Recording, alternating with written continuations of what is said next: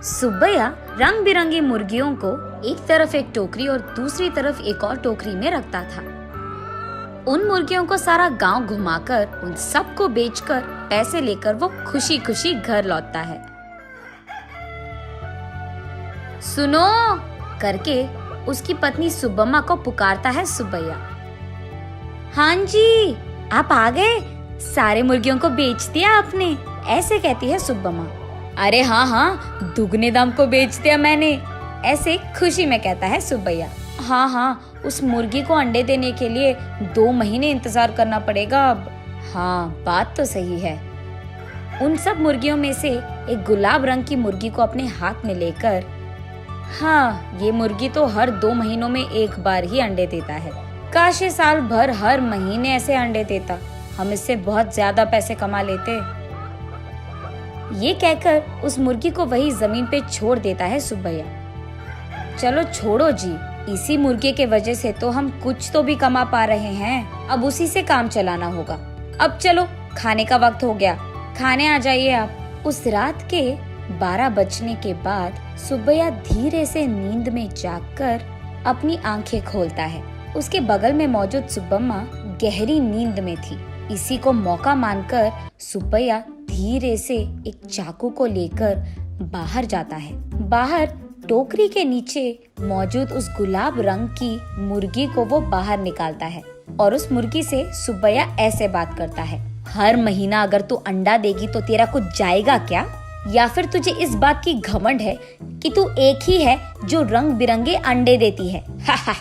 आज मैं तेरा घमंड उतार दूंगा। तो क्या कि तुम हर महीना अंडे नहीं देती हो, सारे अंडे तो तुम्हारे ही पेट में है ना। उन सारे अंडों को एक ही साथ बाहर निकालकर मैं उन सबको एक ही बार में बहुत ज्यादा पैसे के लिए बेच दूंगा, देख लेना। ऐसे कहकर जोर से हंसकर उसके चाकू से उस गुलाब रंग की मुर्गी को मार देता है सुब्बैया। लेकिन उसके पेट में देखने पर उसे एक भी अंडा नजर नहीं आता है। हाय भगवान, ऐसे सोचते ही रहता है कि इतने देर में सुब्बम्मा नींद से जाग उठती है। वहाँ आकर उसके पति के किए को देख, अरे भगवान, ये तूने क्या कर दिया?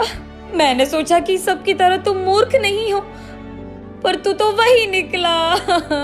अरे रे, इतनी अच्छी पैसे देने वाली मुर्गी को तूने जान से मार दिया। अरे रे, सोने की बतख की कहानी कभी सुनी नहीं है क्या तुमने? हाय भगवान, ये मेरे पति ने क्या कर दिया? तुझे लालची बनने की क्या जरूरत थी? ऐसे वो रोती रहती है कि इतने में ए सुनो, क्या कर रही है तू?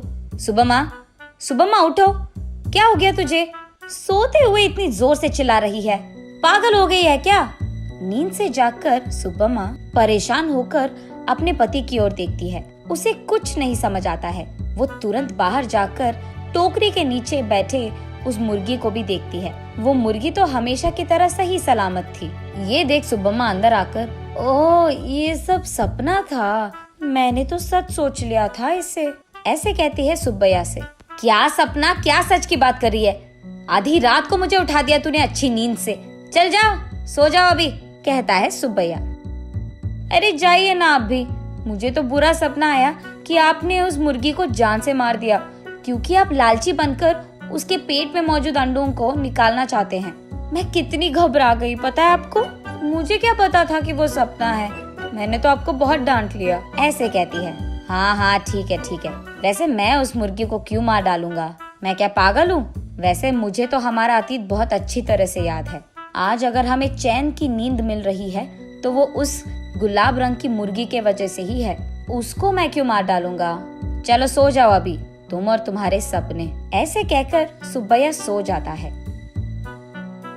लेकिन सुब्बम्मा वही बैठकर अतीत में चले जाती है।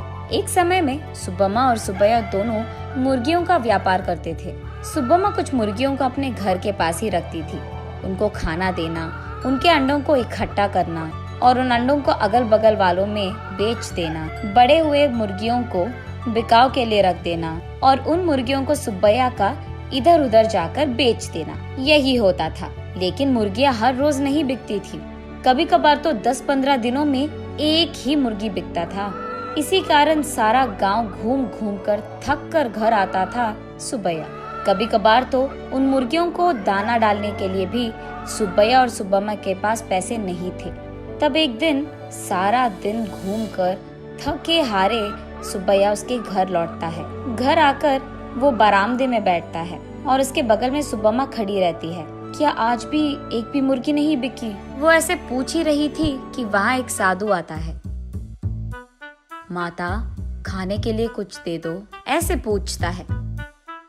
थका हुआ सुब्बैया, ए साधु, हमारे पास ही खाने के लिए कुछ नहीं है, अब तुम्हें क्या दे?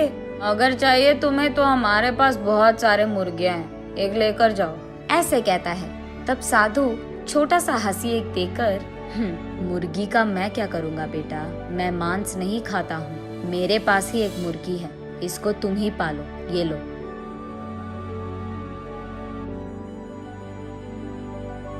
ये कहकर उनके हाथ में मौजूद एक गुलाब रंग की मुर्गी को उसके हाथ में देता है। मुड़कर देखने से पहले ही वो साधु वहाँ से गायब हो जाता है। सुब्बैया तब उस गुलाब रंग की मुर्गी को देख, इस तरह की मुर्गियाँ भी मौजूद है क्या? अगर इसी रंग के मुर्गियाँ हमारे पास होंगे तो हम उन्हें दुगने दाम में बेच पाएंगे, ऐसे कहता है सुब्बम्मा को देखते हुए।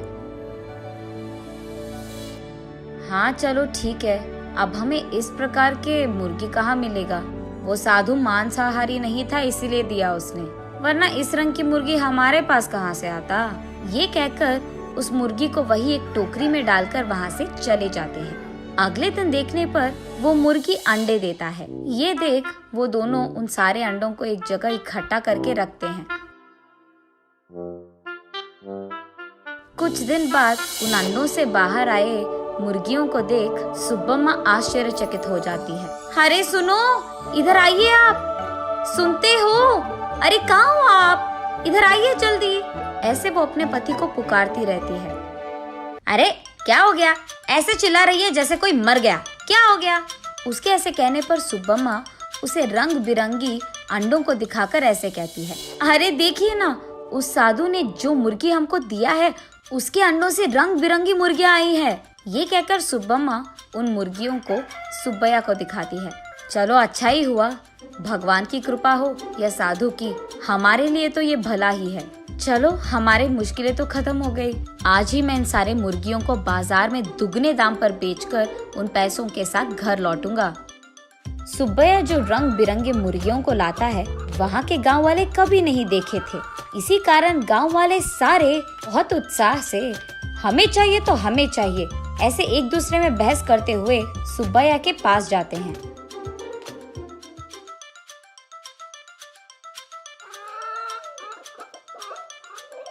ऐसे वो मुर्गी 1 महीने में सारे दिन अंडे देकर, फिर 2 महीने बिना अंडों के, फिर उसके बाद 1 और महीना सारे दिन